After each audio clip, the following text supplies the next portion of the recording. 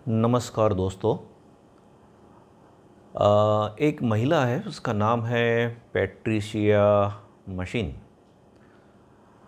और हर रोज़ की तरह, हर सुबह की तरह उनके जो पति है वो सुबह घर के बाहर निकलते हैं न्यूज़पेपर लाने के लिए, समाचार पत्र खरीदने के लिए।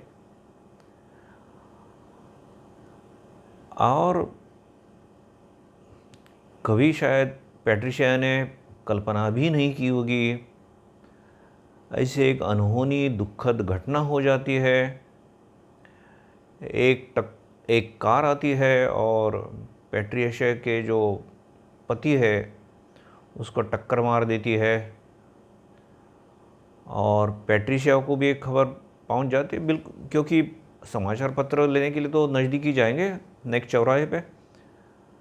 तो पैट्रिशिया दौड़ कर जाती है, अपने पति से बहुत प्रेम करती है वो, लेकिन जाकर देखती है और तब तक एम्बुलेंस भी आ गई है। लेकिन जाकर जब देखती है तो खून से लथपथ उनकी लाश वहाँ पड़ी है, सब खत्म हो चुका है। और वहाँ जो ड्राइवर है जिसने टक्कर मार दी है, वो ड्राइवर वहाँ से भाग नहीं गया। ज़्यादातर केसों में तो हम यही देखते हैं कि ड्राइवर भाग जाता है, पब्लिक से डरता है, पुलिस से डरता है, जो जो कुछ हो। लेकिन वहाँ वही बैठा रहा हो, हताश, निराश, रो रहा है। तो पैट्रिशिया को समझने में देर नहीं लगी कि भाई इसने जानबूझकर नहीं किया है। और देखिए, ऐसे समय है ना, जब ऐसी विपरीत परिस्थिति आती है, तभी हमारी जो पर्सनैलिटी है, हमारी जो स्ट्रेंथ है, उसकी परीक्षा तब होती है। स्वामी विवेकानंद जो कहते हैं ना, strength is life, weakness is death. अब स्ट्रेंथ माने फट से किसी को एक घुसा मार दिया, दैट इज़ नॉट स्ट्रेंथ।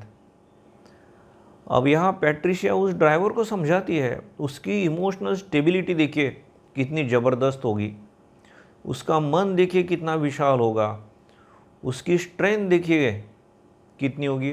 वो ड्राइवर को समझा रही कि भाई तुम्हारी गलती तो नहीं थी, या तुमने जानबूझकर नहीं किया है, ठीक है, मेरे लिए बहुत बुरी घटना हुई है, इससे मैं बाहर कब निकलूंगी मुझे मालूम नहीं है, लेकिन मैंने तुम्हें क्षमा की है और मैं लिख कर देती हूँ। और उसने लिख कर दिया पुलिस को, कोर्ट को, कि मेरे साथ बहुत बुरी घटना हुई है, लेकिन मेरे से कई गुना ज़्यादा बुरी घटना जो जो ड्राइवर था विलियम, उसके साथ हुई है, मैं उसे क्षमा करती हूँ। तो उसकी वजह से उसे कोर्ट से भी बहुत बड़ी राहत मिली। तो ये जो क्षमा है, ये हमारे शास्त्रों में भी, लगभग सभी शास्त्रों में होगा। जैसे विशेषकर हमारी भगवत गीता जो है, हमारे हिंदू शास्त्रों में लगभग हम सर्वोच्च स्थान उसे देते हैं। उसमें जो उत्तम भक्त के लक्षण हैं, उसमें भी एक क्षमा शब्द आता है।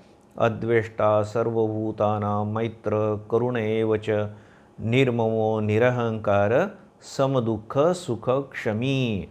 क्षमी माने क्षमा करने वाला।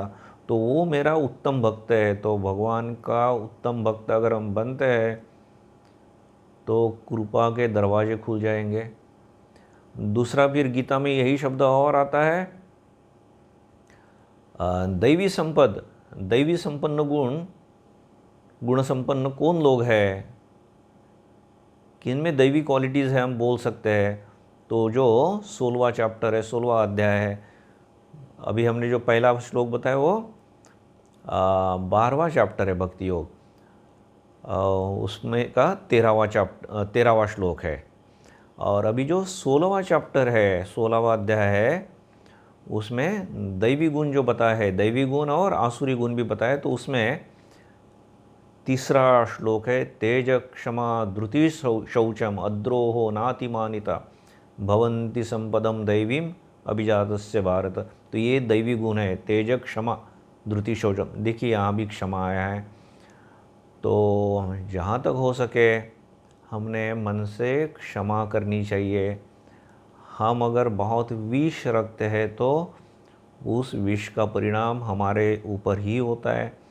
अब इसका मतलब ये नहीं है कि कोई लड़की जा रही है, कोई उसके साथ जाति करता है तो उसने कुछ भी नहीं करना चाहिए, ऐसा नहीं है।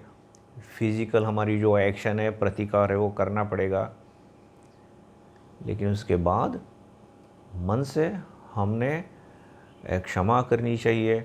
जहाँ भी गलतफहमी में मत रहिए कि जहाँ एक्शन लेनी है वहाँ लेनी ही पड़ेगी हमको, नहीं तो हमारे पड़ोसी देश कुछ भी करेंगे और बोलेंगे हाँ कुछ भी करो यार, हम तो क्षमा ही कर रहे तुमको। ऐसा नहीं है, इसके ऊपर अच्छा सा सोचिए। और हम कहाँ क्षमा कर सकते हैं? हमारे भाई को, हमारी बहन को, माताजी पिताजी को, माताजी पिताजी ने बेटे बेटी को, अपने दोस्त लोगों को हम क्षमा कर सकते। बहुत सारी ऐसी